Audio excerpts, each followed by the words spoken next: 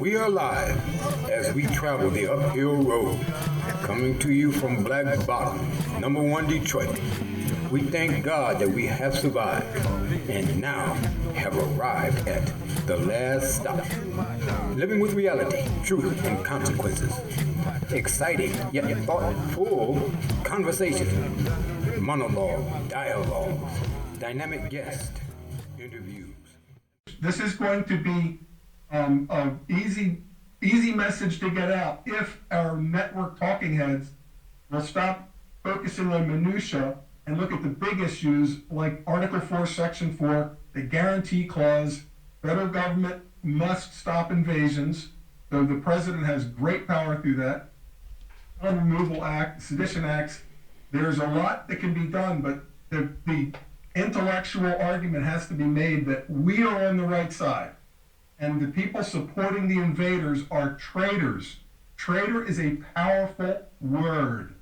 It has to be hung around their neck. Very important. Well, it's who they are. It's who they are. But most Americans are just waking up to this. And they're just seeing Gavin Newsom on CNN, and he's saying, oh, they're terrorizing our community with these ICE raids. Right, bullshit. So the middle of fence sitting guy that hasn't followed this is just thinking that sounds terrible. Poor Pablo, who's been in the country for 10 years. He's a taxpayer, and now his kids won't see him anymore. He's being sent back to Peru. That message has to be countered with the images of these traitors supporting these violent invaders. And Los Angeles County is like perfect terrain for this to begin in before it spreads to other cities. For example, because Los Angeles depends on those freeways. And the freeways are super easy to block just by throwing shopping carts out on them, throwing bricks out. With more timid people with low-rise cars, little sedans will stop. Now you've got a whole line of cars blocked, and people can run out and smash windows. See, the only way to defeat this is to admit that this is what's happening, and it's the only way out is to meet it head on. This is a war. This is a... And that there's nothing we can do.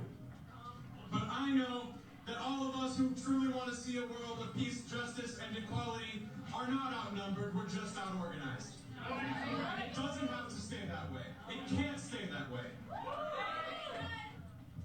If you want to fight back against the Trump administration's attacks, the time is now to join one of the organizations you've heard from today and to help build movements that can defeat the racist and reactionary ruling class.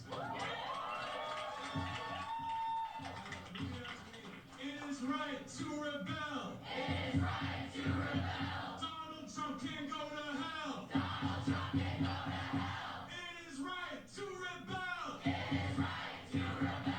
Donald Trump can go to hell. Agitators, that's what I call them, professional agitators. You see the same people doing the same tactics, same ones with the Black Lives Matter movement, with the George Floyd thing, and just all of the rioting from the Democrats. So yeah, these paid agitators are all this is about to stop.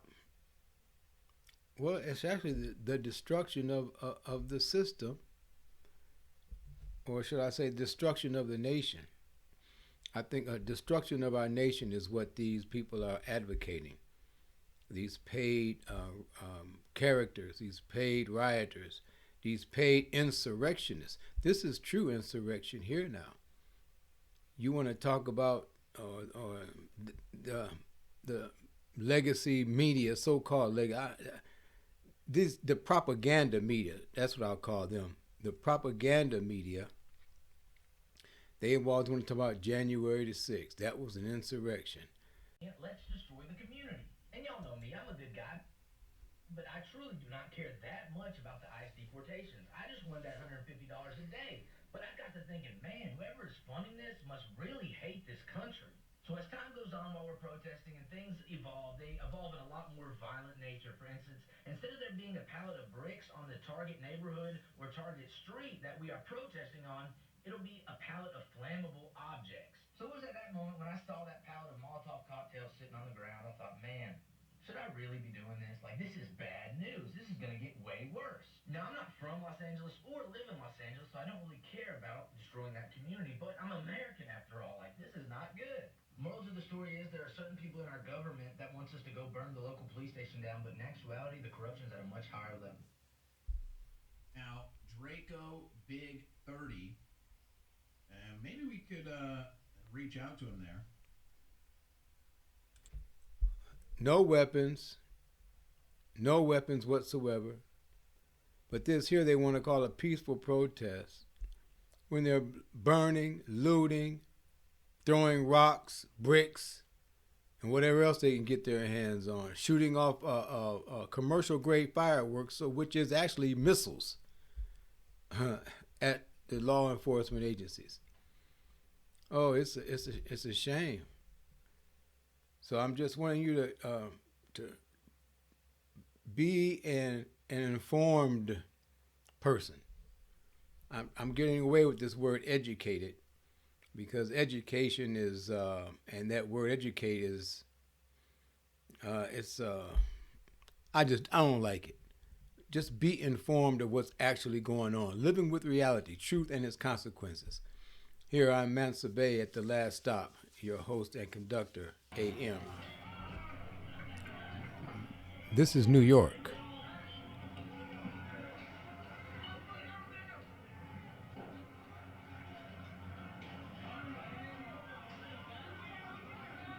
Oh. Looks like the police officer down there. So, okay, how many cities have we toured so far seeing all this? About 6. And there's more. It's going to get worse. I remember many years ago when I was a young boy, I guess, when the last poets, and they had this thing out: the revolution will not be televised. The revolution will not be televised. The revolution will be live. Well, they were right on one spot, that the revolution is live, and it is televised. It is live, and it is televised.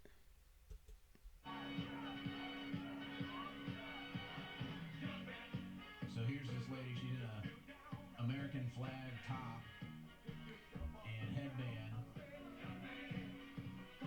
Looks like she's maybe Hispanic or black. So, you know, she's totally destroying the narrative. Notice how she's so much better looking than everyone else, too? Notice how they're all ugly and hate-filled, and she's smiling and dancing, having a good time? Should get her on the show. See if anybody can identify this woman. Yeah. And then there's her friend right there, too, in the J.D. Vance shirt. Yeah. Should get her on the show.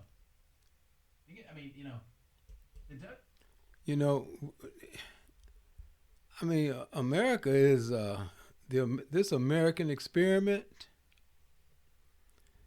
This American experiment is something else. I really appreciate the freedoms that I have had as a young boy growing up. It was about the Negro, the colored people. We were called colored also.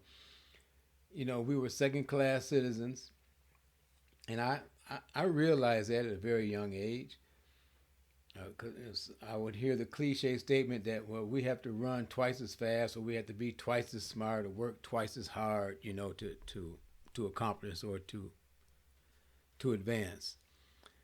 But as time went on, and my grade school education was wonderful, right up the street, you know, all black teachers, and I learned real early. I thought to myself, I need to learn how to this math. I got to get this math because I got to be able to count. I want to be able to count my money. So I applied myself to math. And then going into junior high school, that was a culture shock there because when I go up to the school, I would see what they, back in the day, they would call them greasers. if you know that show, Happy Days, well, Fonzie, the black leather jacket wearing, hair greased back, he was the clean sort of a greaser that they would show, but that's not what I saw when I went there. I saw the I'll just say a dirtier version of Fonz, and they was out front of the school, sitting and smoking cigarettes, and girls sitting on their laps and stuff, and I'm like, whoa. That was a culture shock to me because it was just a culture shock. But going through junior high, I didn't have no problem with the greasers, with that element. In fact, I guess I don't know if I was a people person. I was an athlete, so I knew a lot of the white boys, because I had played against them in baseball in my earlier years in Little League baseball. And now we graduated up into Babe Ruth baseball, so I knew a lot of the athletes who were white as well. And so we had a certain respect and camaraderie. And so my junior high was cool. It was all right. But then going into high school was where the things was going kind of really crazy, things was getting agitated and whatnot. But I had developed friendship with all people, some of my white classmates and my black classmates too. Don't get it twisted now. But it was a nice upbringing. So overall, and going up past high school, playing golf and the martial arts and all this kind of stuff, and traveling, this American experiment for me has been one of learning, yearning and learning. Earth, Wind, and Fire put that song out, yearn and learn. That's what we do. So that's what we do. So I want you to, take this information, do a little research on it, and become research scientists, political scientists, biologists, engineers, because we need to build. Because after everything has been torn down and burnt up, well, it's going to be rebuilt, preferably by all of us. And not preferably by the robotic humans that they are really putting in position to replace us. They have this thing that the World, United Nations, the World Health Organization, another one, but they call it population replacement. Look that up. United Nations, UN population replacement. And that's what's happening here in America now with allowing all these millions of illegals in. That's what happened in Europe. And I remember seeing that approximately, 15, almost 20 years ago now. Time is not standing still. Man, oh Shevitz. When we saw the lines of just the immigrants, they called them, just flooding into Europe. And now Europe has become it's not the same as it was, okay? It is changing. As America, if not the Trump administration is not successful in fulfilling what it says that it needs to do. One, it did close the border. Two, they're going after the worst of the illegals that they can find first. And they want to find the children. Over 300,000, they say. That's a number, but I'm pretty sure there's more than that. There's probably 1 million.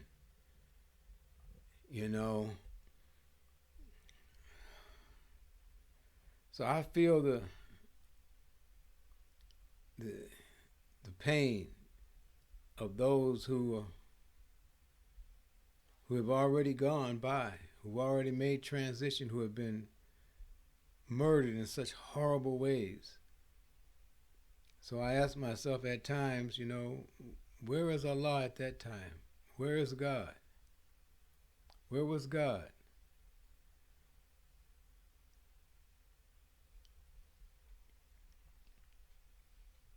That mystery God, the one that you cannot know, the unknown God. He's unknown. He's a mystery. See, that's what has us so messed up. We have to accept responsibilities of ourselves. Remember that angel on the right shoulder, with the halo, and remember the devil on the other shoulder on these cartoons? We grew up with them. You seen it. You know what I'm talking about. And then here I was in the middle, and they both talking to me. That's God. That's devil. And besides that, there is no other God. You got it. You've been miseducated. That's why I don't like that word. You've been misinformed. You've been propagandized. You have been programmed, brainwashed. Malcolm said, hoodwinked, bamboozled, and whatever adjective that you can add to it, just go and add some more to it. But all of it boils down to you've been tricked. You've been lied to. Our lives, all of my life, I have been lied to, as you have. But when truth comes, falsehood vanishes. For falsehood is ever a vanishing thing. So that truth that will set you free, if you want to be free. Some people don't want to be free. Lord have mercy. Some people don't want to be free. I'll use a song to illustrate this. And it's a song that I really do like. I mean, I'd say I love this song, and the passion that this lady sang this song. And I believe the title is I Ain't Going, or I'm Not Going. Oh, and I'm telling you, I think it is. She said, and I'm telling you. She said, I ain't going. She said, I don't want to be free. I'm staying. I'm staying. And you're gonna love me. Yeah. You're gonna love me. Wow. We have fallen in love with our enemy like that. We have fallen in love with Satan and his world like that. Some of us just don't want to leave it. You know it ain't good. You know it hadn't been good. Treat you like dirt. But you're staying. Oh, you're staying. Let me leave that alone right there. I'm Mansa Bay AM, your host and conductor. And this is the last stop. We're going to take a little pause here and introduce some more of this information, because it's an informational war. Information war. Stay tuned. So we're going to take I want to highlight this week's issue of the Final Call. Yes, it's just the Father's Day issue. So, and the headline of it reads here at the top, The Meaning of Father. The meaning of Father. Yes. Get your subscription to the Final Call. Worldwide Black Press, where you're going to get all the angles, and you're going to get more angles and more news that you don't even get nowhere else. I just put it that way. You can't get it anywhere else because no one else is concerned about the issues that we cover in the Final Call newspaper. And one of the older issues that we have, but I just want to bring it up here, which is called the grim realities facing maternal health. Grim realities facing maternal health. Among our original sisters, this is a problem. But I don't ask for the system or the Caucasian or the medical establishment to fix our problems. I'm calling on you and I. We're going to begin a fundraiser. Come soon.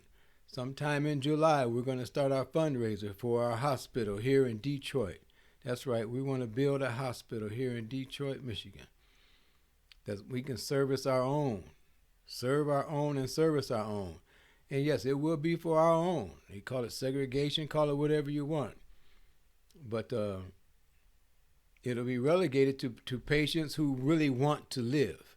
That means you're going to have a lifestyle that means you want to live to even be admitted into our facilities.